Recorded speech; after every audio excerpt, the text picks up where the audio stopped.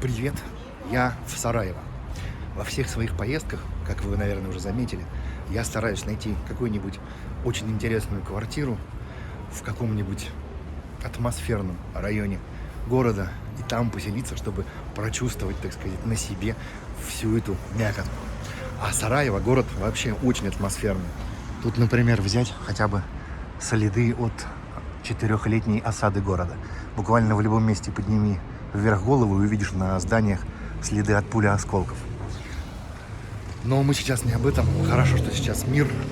Мы сейчас идем смотреть квартиру за 23 евро практически в самом центре Сараева. Вот такая вот улочка, на которой расположен дом.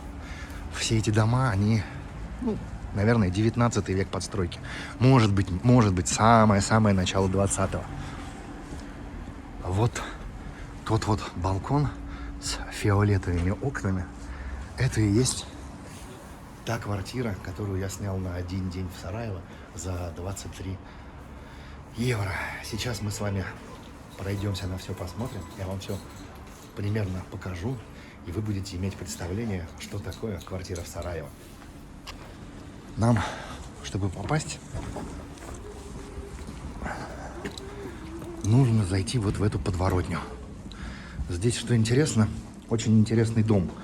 Дом явно 19 века постройки. Здесь вот, смотрите, есть вход в квартиру прямо из арки. Здесь вот подъезд, в который я вхожу. Вот, собственно говоря, одна половина дома, соседняя часть, грубо говоря. И вот его еще пристроечная часть. А там еще один дом пристроен. И еще. А дальше уже, смотрите, конструктивистское здание, которое построено наверняка в каких-нибудь 50-х, может, 40-х годах. Оно пристроено прямо вплотную. То есть застройка в городе такая, очень хаотичная, будем так говорить.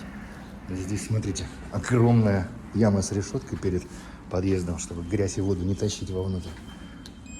Тыкаемся ключиком, заходим вовнутрь. Здесь все счетчики на все квартиры. Все ящики на все квартиры. Видимо, вход в подвал, там темно, ничего не видно. И мы идем на второй этаж. Здесь газовый счетчик. И уже даже на промежуточном этаже тоже есть квартира. Это первый этаж. Смотрите, какая табличка. Аутентичная. Наверняка со времен постройки здесь какое-то вот объявление, как будто вырезка из газеты. Тоже очень-очень старая. Такая же старая табличка, которая пишет нам, что это первый межэтаж. Не спрат, а меду. Меджу, наверное, спрат. То есть отмечены еще межэтажные места. Здесь вот моя дверь. Около двери еще один почтовый ящик, газовый счетчик. Свет нужно включить.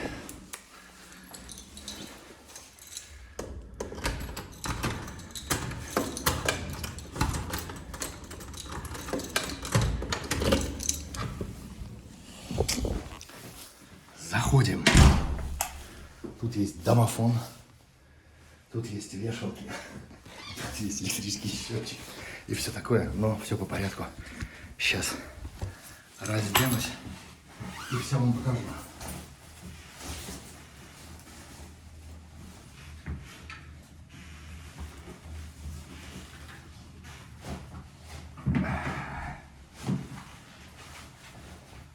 Короче, квартирка выглядит как-то вот так. Сразу со входу большое такое пространство, большая комната. Все выключатели, как обычно в Югославии, как я уже выяснил, включаются вниз. Дело все в том, что обычно везде и всюду вниз это выключено, а вверх включено. А здесь всегда наоборот. Не знаю почему. Включаем здесь свет, включаем здесь свет. Нам же снимать, нам нужно, чтобы было светло. И начинаются здесь же особенности квартиры. Отапливается она вот такой газовой плитой. Вернее, не плитой, а печкой. Калорифер газовый. Там вон внизу горит газ. Отсюда идет тепло. А все это дело по трубе уходит в бывший дымоход. Видимо, когда-то эта квартира Видимо, когда-то в свою, так сказать, бытность это была черная лестница квартиры. И отсюда какой-нибудь истопник топил здесь дровяную или угольную печку отапливая все помещение. Ведь поскольку этот дом очень старый, то понятное дело, что все вот эти помещения, они полностью перестроены, полностью перекроены. Итак, что мы тут дальше имеем? Такой широченный проход.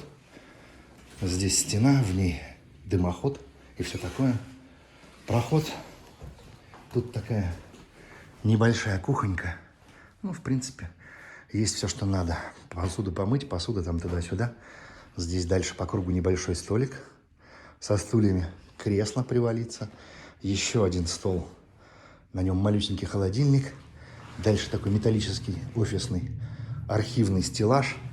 А дальше вот то самое окно фиолетового цвета. Оно завешено. И нижние, скажем так, части стекол еще заклеены вот такой вот штукой, чтобы, видимо, не подглядывали снаружи. Но все открыто. Можно выйти на балкон и посмотреть на ту самую атмосферную коротенькую улочку, на которой я поселился.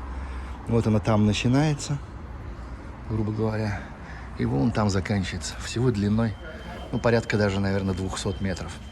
Не более того. Крутецкий крутяк. Надо сказать, вот я печку сейчас уходил сюда, завтракал. Печку поставил на полную, и она прям хорошо здесь прогрела, потому что ночью было, честно говоря, прохладновато. Но это потому, что я печку оставил на минимальной установке. Не знаю почему, потому что вечером было вроде тепло после предыдущего жильца.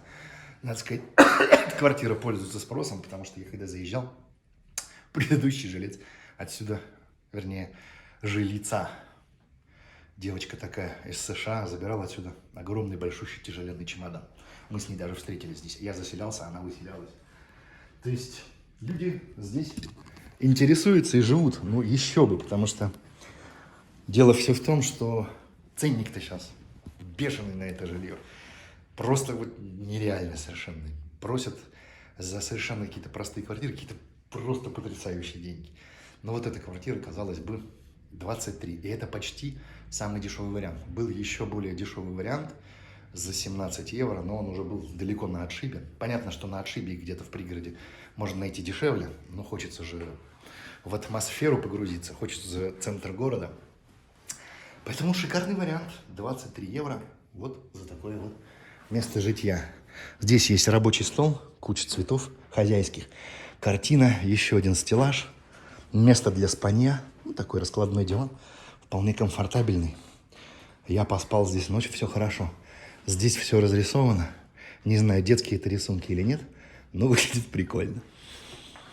Дальше что у нас? Это я вам уже показал. Тут, так сказать, место для готовки. Есть плитка, есть газовая плитка, есть тостер, есть электрический чайник. Тут Wi-Fi и всякое разное. Здесь столик для всякой разной белиберды. Здесь еще одна комната или помещение, или коридор, я не знаю, что там, потому что это все закрыто. Но судя по тому, что там свет, там есть окно.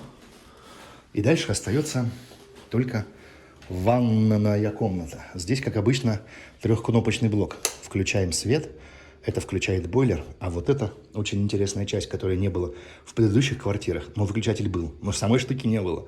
А это, друзья мои, электрический подогреватель, чтобы здесь было тепло, так сказать, и по суше.